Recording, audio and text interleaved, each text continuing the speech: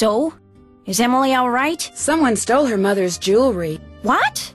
Did you happen to see anyone go upstairs during all the commotion that the fire caused? No. You mean someone stole it while everybody was rushing around trying to put out the fire? Hypers! If you can't trust a fireman, who can you trust? Are you sure no one besides you and Emily was in the kitchen this morning? Positive. Well, I suppose someone could have snuck in the back door. Are you saying someone caused that fire on purpose? To distract us? It's possible, don't you think? But I'm the only one who knew she had that jewelry. Well, it's not quite true. When Gloria was alive, she could have told people about it, or people may have seen her wearing it. And when she died, they knew the jewelry had to be around here somewhere, right? Does anyone in particular come to mind? Sorry. It's been hard enough getting to know Emily, let alone anyone else in this backwater burg. Well, guess I better go call the sheriff. Is that your car I saw when I drove up the driveway? My old rust bucket's parked out back where nobody'll see it. Be nice to buy something decent, but last time I checked, my last name was Willoughby, not Rockefeller. Where did that barred bounce game that's in the parlor come from? Do you know? Emily says Josiah Crowley brought it in one day and just left it. Said it was so guests, as in him, would have something to do while they waited for a table. Well, I'll talk to you later. Alrighty-dighty.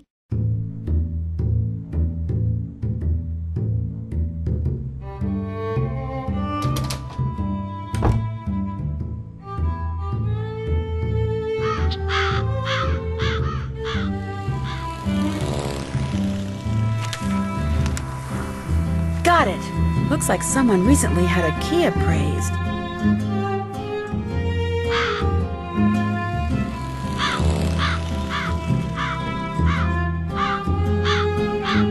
Oh, a miniature golf course. Swell.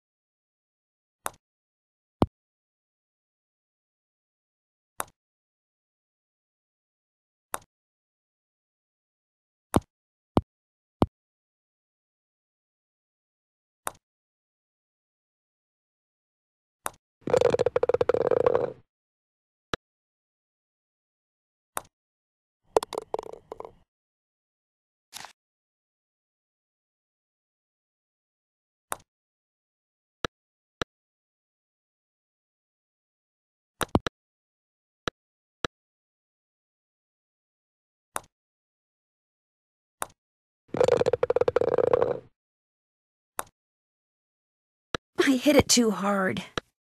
There we go.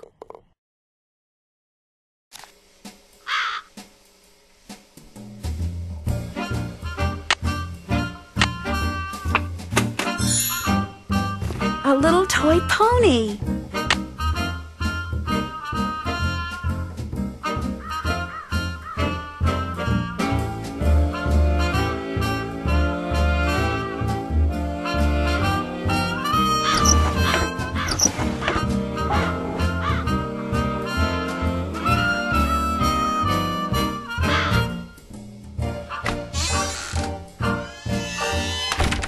over here, Miss Drew. Find the toy mouse and give it to Yuri, would you please? Otherwise, he'll just keep meowing. He hates strangers.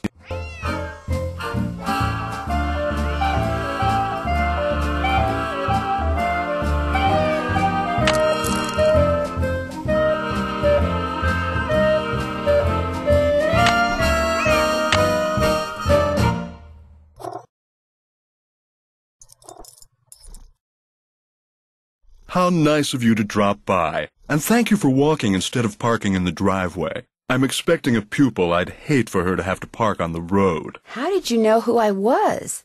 If one is to teach others how to develop and use their paranormal gifts, it's only logical that one must possess such gifts oneself. I hope I'm not disturbing you. I was in the process of trying to make these spoons move by using nothing but my own psychic energy. Have you ever focused sunlight through a magnifying glass until it was a minute yet searing point of light, Miss Drew? Yeah, I guess. You see, that's what I do with my cerebral emanations, my thoughts. I focus them until they're a beam of pure energy which ultimately disrupts and transforms the molecular force field surrounding the target object. And you can actually make objects move? Yes. Well, on occasion. As I tell my students, increasing one's rate of success is simply a matter of practice. Do you have a lot of students? Oh, indeed. I take them through exercises designed to help them increase their output of phantasmic energy. If you want to sign up for an introductory session, I believe I have an opening today. No, thank you. Oh.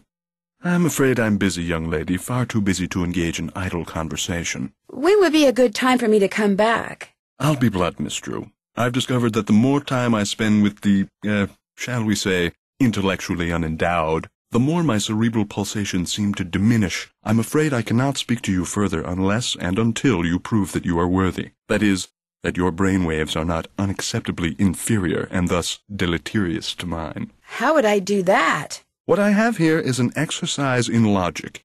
If you can discern the correct solution, then I'll know that conversing with you will do me no psychic harm. You may take it with you. Good luck and good day.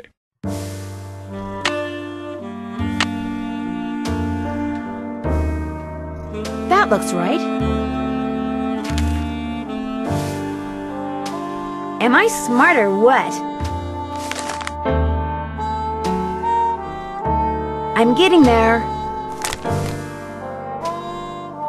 That looks right. Am I smart or what? Am I to assume that you have the correct solution to that logic problem? I think I do. Let's have a look.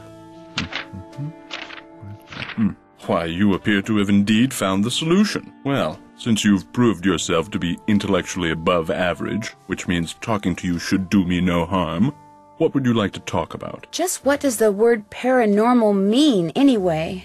The paranormal includes telepathy, or communicating by sending and receiving thoughts, extrasensory perception, or perceiving that which cannot physically be seen or heard, and psychokinesis, using one's psychic energy to reshape or move objects. When and how did you meet Josiah Crowley? Last summer, while on my way to the university for a conference, I stopped for a bite at the Lilac Inn. Since it was crowded and I was in a hurry, I agreed to share a table with an elderly gentleman who, like me, was by himself. As soon as I told Mr. Crowley who I was and what I did, well, he insisted that I give him a training session that very afternoon, and was so thrilled with his progress that he demanded I stay and teach him everything I knew. So it was his idea that you set up your school in his house?